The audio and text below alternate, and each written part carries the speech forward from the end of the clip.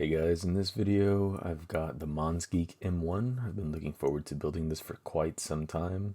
Apologies for the delay in videos, I've had some family stuff come up, but I should be putting them out a little more regularly, hopefully. And we're going to be building this today with some drop keycaps, a little more information about those, and these Akko Cream Blue Switches. So we'll open this up, I'll let you guys have a peek inside and see what it comes with, and then we'll get into building it.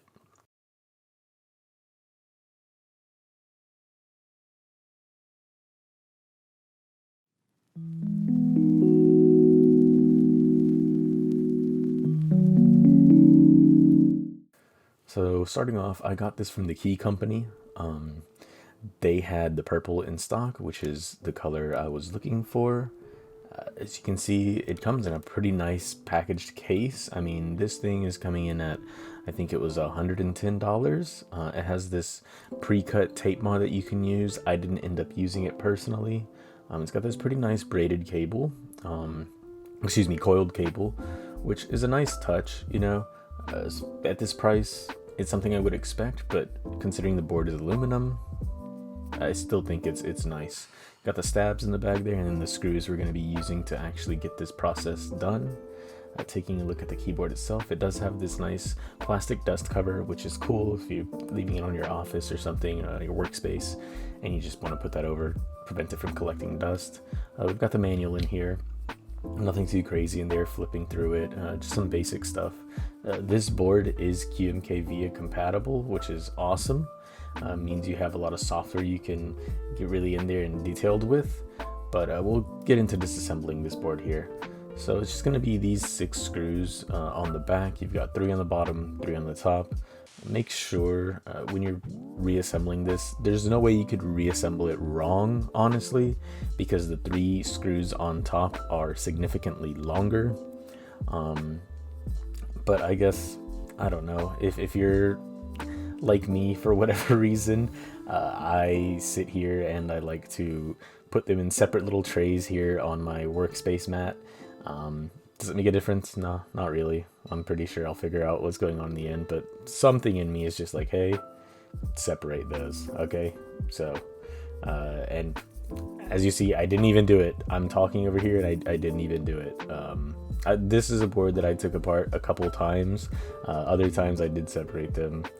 I'll get into why I had to take it apart several times, but here we're just removing the screws for the PCB and the plate. We want to get this out so we can start working on the stabilizers, and just like that, we're done. So next up, took all these components out of the bags. I love when stabilizers come like this and you have to build them yourself.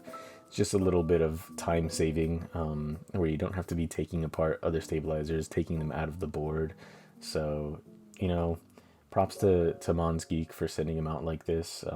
Not too many boards that I do actually come this way. They're not necessarily kits all the time. Sometimes they're more budget boards that kind of just have everything pre-assembled, thrown in, and you have to do all the disassembly. So, I mean, I had a blast building this thing. It's just so simple, so nice, and I loved the outcome. Here, standard stuff, grabbing the 205G0, throwing it on the housings as well as the stems, kind of liberally coating them, not over coating them. We don't want these to be mushy, but that's what we use for the plastic. And then when it comes to the metal wires, using some dielectric grease, double dipping, one time just on the straight part and then the second time a little past the bend, and then we just got to snap these things together and they should be ready to throw back into the plate. So this board comes with a pretty decent amount of foam, and as you can see, I'm going to use this here in between the plate and PCB. I'm throwing it down right now to make sure that I don't forget, because if you go ahead and install the stabilizers and then want to put it on, you're out of luck. You're going to have to unscrew those things and remove them to get it back on. So I'm really happy I remembered. It's not something I always remember pretty often. Sometimes I forget and I'll have to be doing extra work. But in this case, pretty simple. Slot them in, take the screws that are provided in that little baggie, and then we're just going to secure these things down. The stabilizers were something that gave me a little bit of an issue, not because the stabilizers themselves are bad, but I think I myself, I didn't put it on camera because there's certain things that I don't really show, but with the wires, when I took them out of the packaging, I kind of tapped them on the back of my phone, you know, a flat surface, tried to make sure that they weren't bent. And I did that, and I didn't find anything that was really noticeable. But as you'll hear in some of the sound tests later on, there is a tick going on with some of these stabilizers. So I'll probably have to open this up again and get in there and tune the stabilizer wires. It's not something I really enjoy doing. It's not something I'm really good at doing. In all honesty, I always feel like I'm going to bend them too much or break them or warp them in some weird way.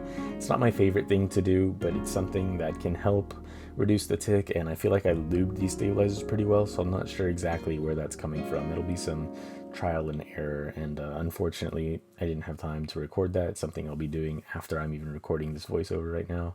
But just to let you guys know, don't take the lazy route like I did. If there's even a little bit of wobble and you feel comfortable in trying to tune the stabilizer wires, go ahead and do it. Next up, we've got these Akko Cream Blue Switches. This is the V3, the third revision of these switches, I believe. I've heard a lot of good things about these. I personally have used Akko's yellow cream switches in the past and thought they were absolutely phenomenal. So I had no issue, no second thought about trying these out. It's a tactile switch from Akko, as most blues are.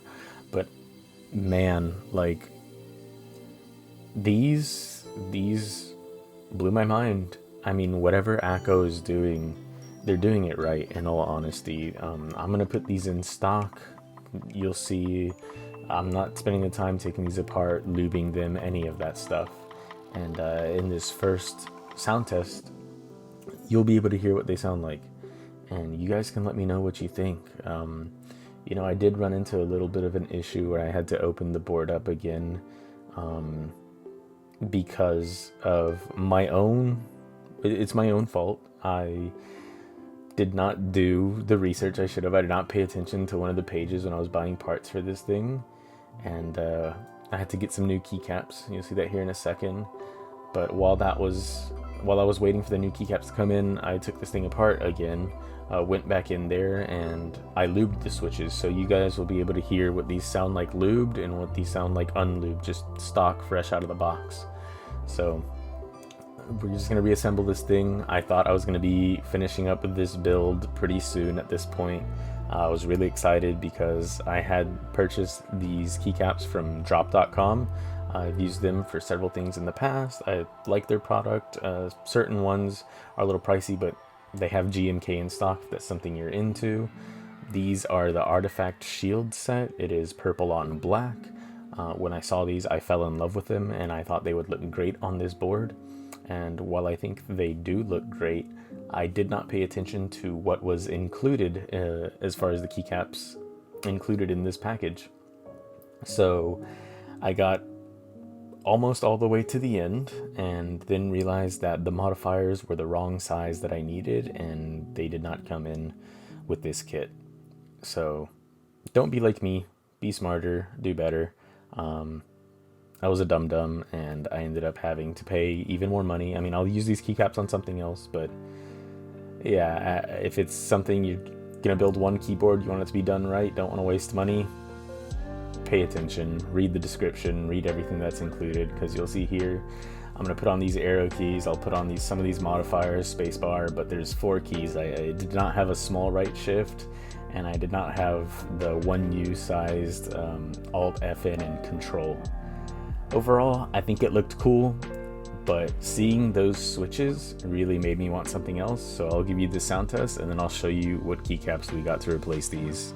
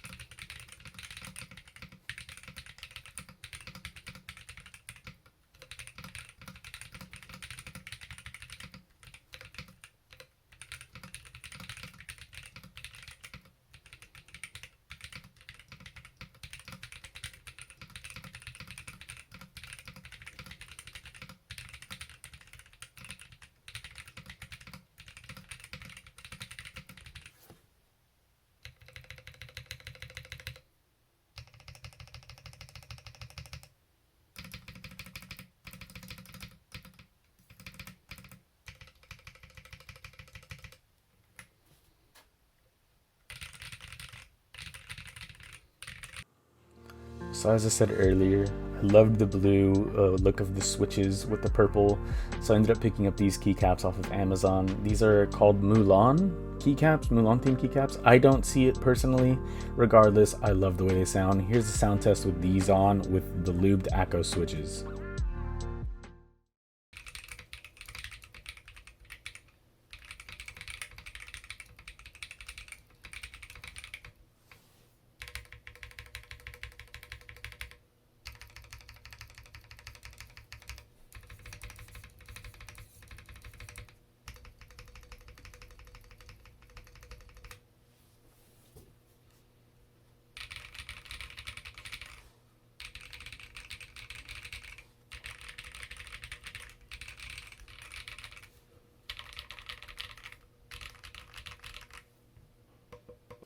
So yeah guys, that's the build for me.